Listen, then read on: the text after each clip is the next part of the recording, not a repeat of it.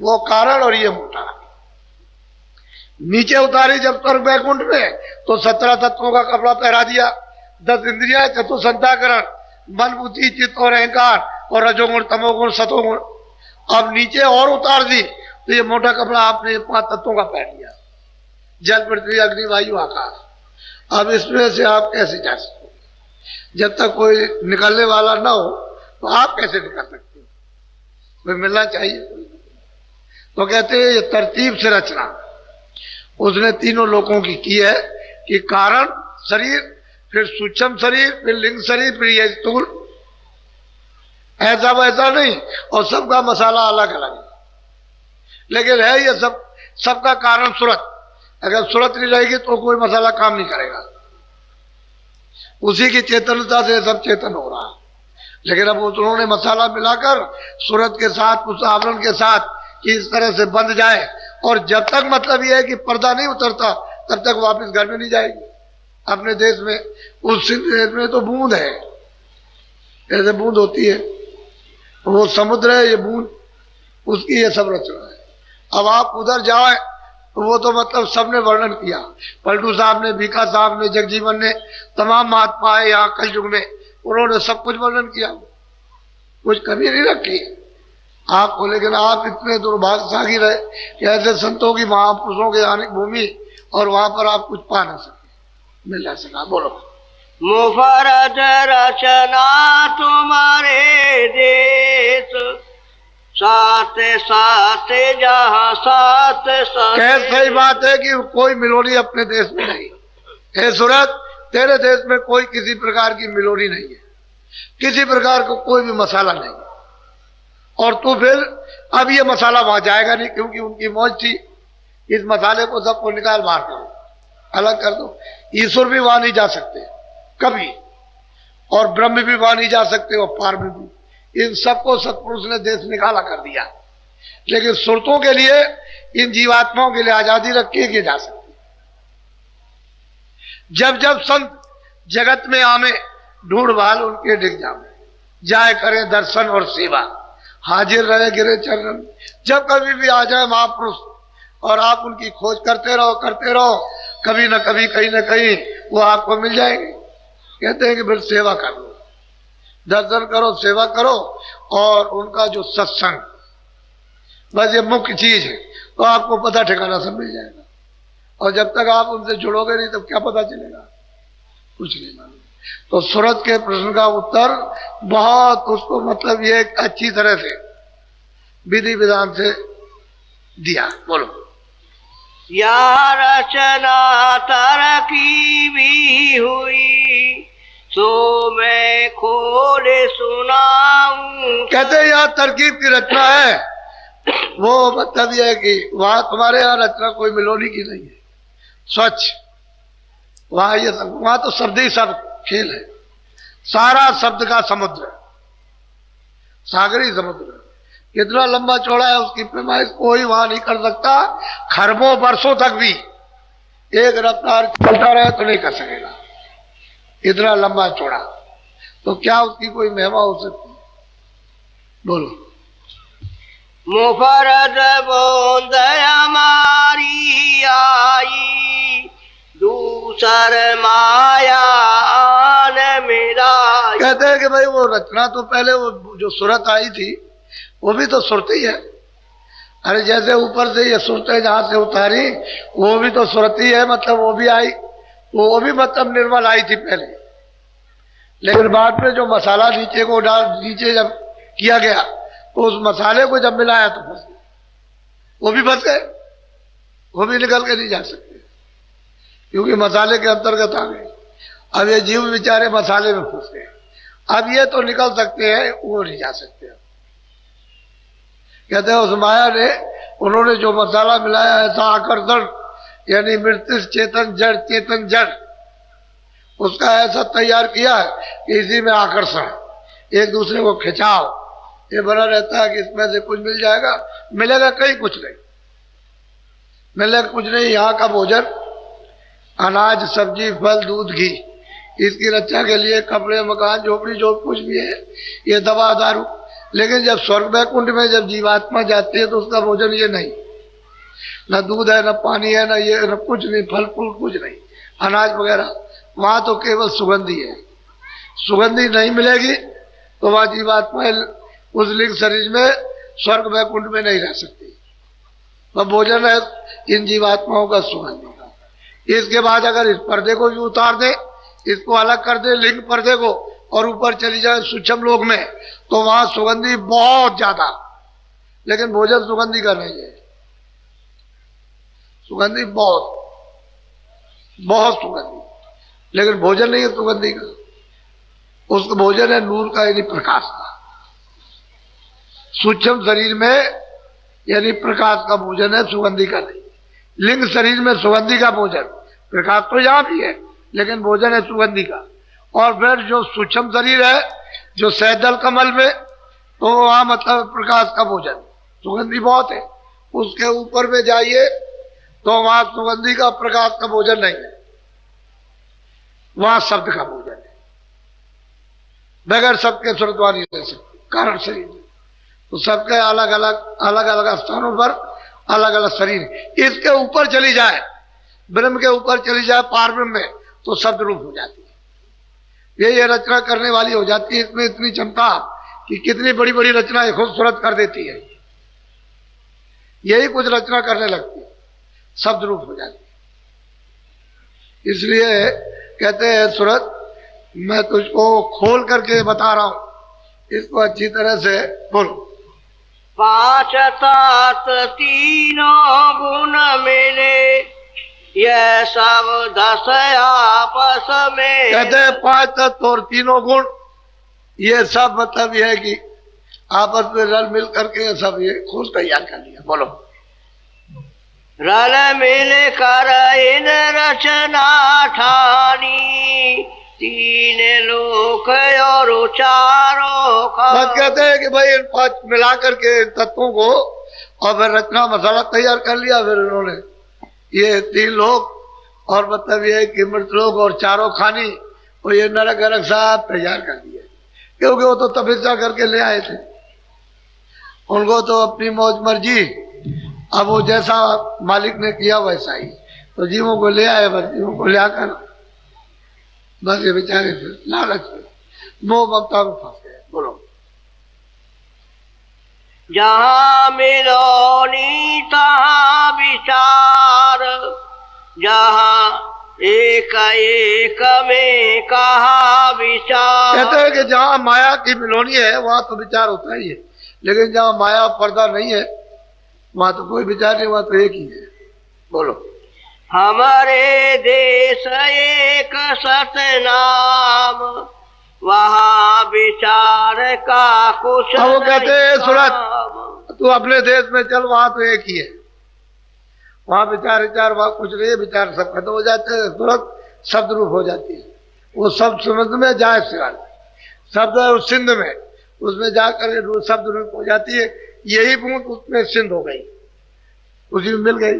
जल की बूंद जल में आप समुद्र में डाल दीजिए, वो समुद्र का रूप हो गया। जहाँ विचार करोगे वहां धोखा खा जाओगे। विचार में तो सब लोगों ने धोखा खाया।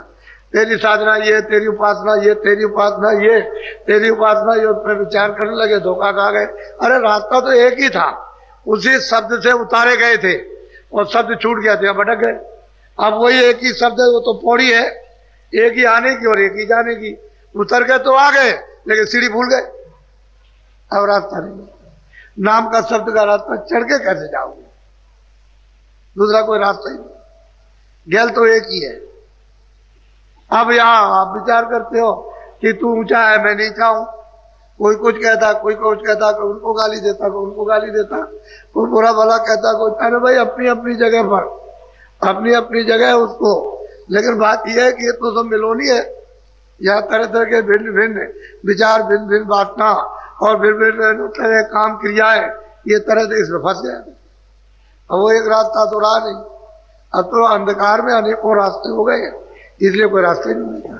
अब जब तक कि महात्मा न मिले तो बच्चों ये रास्ता नहीं। मनुष्य रूपी मंदिर में दोनों आंखों के बीचों बीच ये सूरत बैठी है और यही से रास्ता जाता है, लेकिन आपको घाट नहीं मिल रहा। घाट मिलेगा तभी तो तैरोगे। घर नहीं मिलेगा तो कैसे जाओगे आप? बोलो।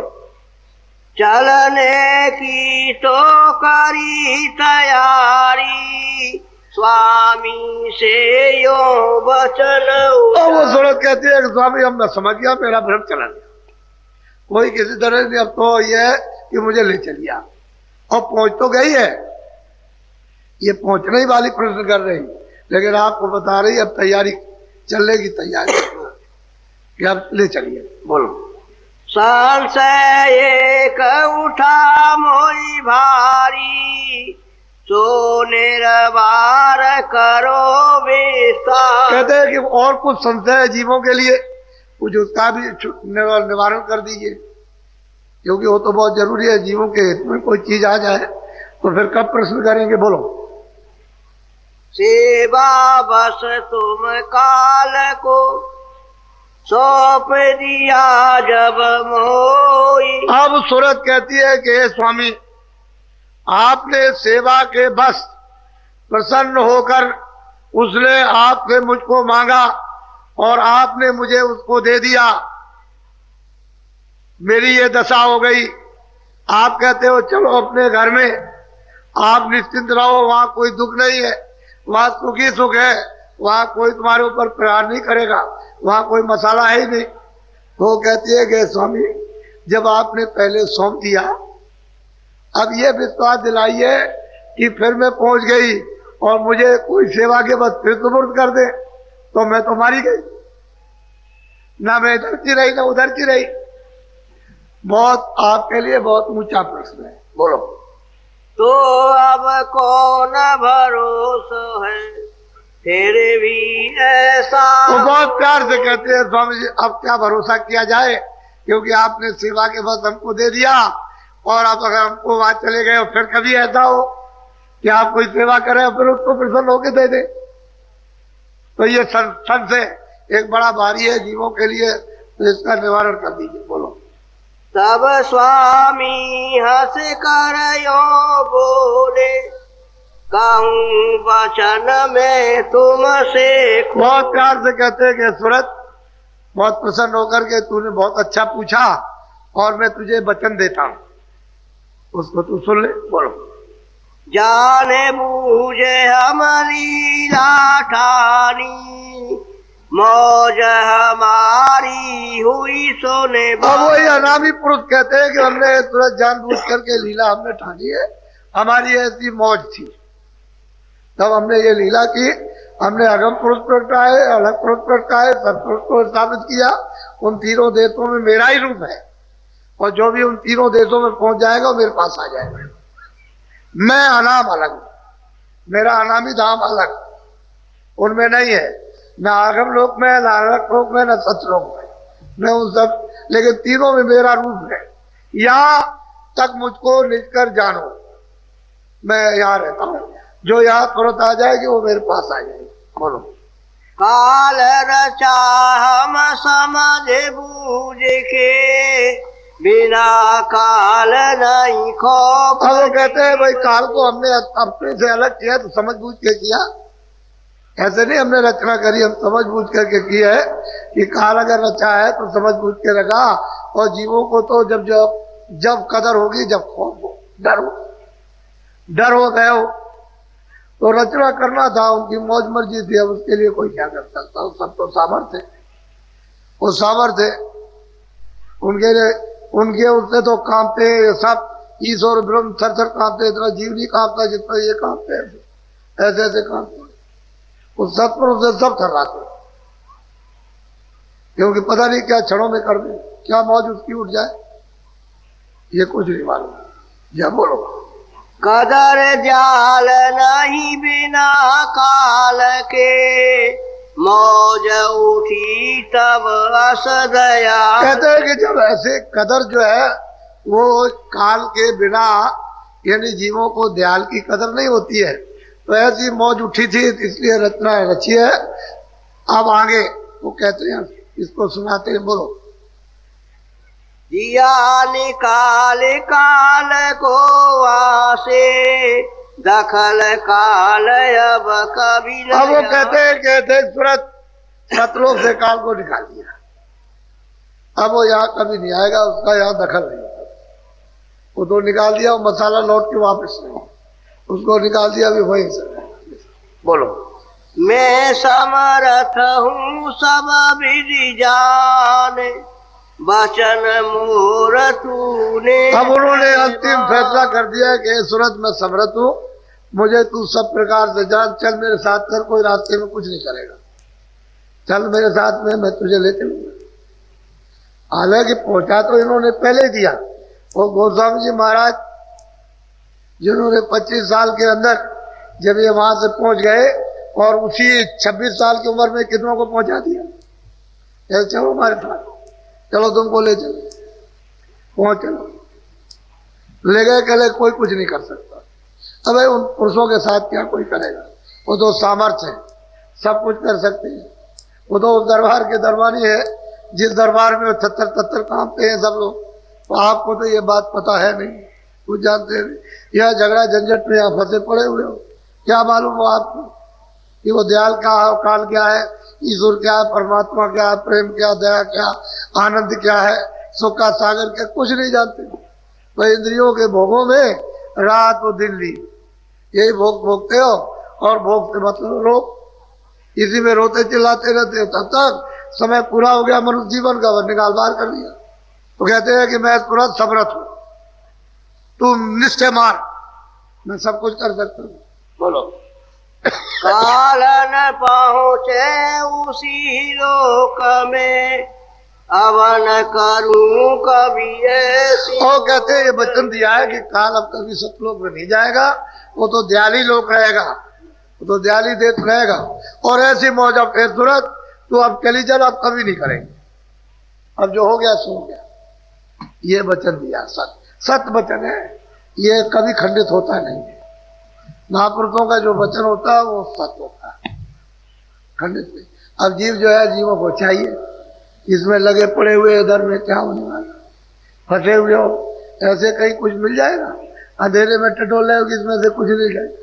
ये अंधेरा ही तो है दिन और रात का, आंख से अंधे कान से बहरे, तो बताओ क्या आपको मिलेगा, कहाँ जाओगे, कहाँ से आए, कुछ पता ही नहीं। बिना महात्माओं के बच्चा कुछ काम नहीं होगा। इसलिए ये समुदाय जो आपके सामने, आपने कभी भी इस तरह का दृश्य आपने यहाँ प्रयागराज में नहीं देखा, जो आपको ये दिखाई दे रहा आंखों से इस तरह का। तो आप इसको ऐसा नहीं, आप जरा पहली तारीख को हो जाने दीजिए, मेरे मंच पर आकर के आप इस दृश्य को देख लीजिए, तो आपकी समझ में आ जाएगा ये सारे देश के अंदर इस जो अपनी सनातन पराविद्या है ईश्वर प्राप्ति के लिए, इस जीवात्माओं के कल्याण के लिए, तो आपको नहीं मालूम कि कैसे चालू होगी। आप तो जानते हैं जीवों को तो लाभ होने चाहिए, ये तो सबके लिए समा, ये सबके लिए उसकी दया बरसेगी। वो ये नहीं है, यदि ऐसा मत समझो कि मैं बहुत बुरा हूं, मेरे लिए दया नहीं बरसेगी, ऐसी बात नहीं। वो तो जब धारा चलती है तो उसमें कूड़ा कचरा कौन देखता है, जो ज्वार भाटा आता है। जब समुद्र से जब वो ज्वार भाटा आता है तो बड़े बड़े स्टीमर और बड़ी बड़ी गंदगियां वहां पड़ी रहती है, उसको साफ को लेकर के वो स्टीमर और साफ लेके चला जाता है। ऐसे ही मालिक की दया का जब ऊपर से बेग चलेगा, लेकिन आप उसके लिए जरा तैयार तो रहो किनारे पर, किनारा तो पकड़ लो कि किनारे पर जरा सा बैठे रहो, कम से कम रोज कि ज्वार भाटा आए एक ही बार, ये सब के सब जो इंतजार कर रहे हो सब एक ही साथ चले जाओ, निकल। ऐसी इंतजारी करनी पड़ती है, ऐसा नहीं। ये दृश्य है, ये सौभाग्य हमारा भी, आपका, इलाहाबादियों का भी, तीर्थवासियों का भी, सबका सौभाग्य है। ऐसा नहीं किसी एक का हो, सभी का, जितने भी यहाँ रहते हैं सबका अहोभाग।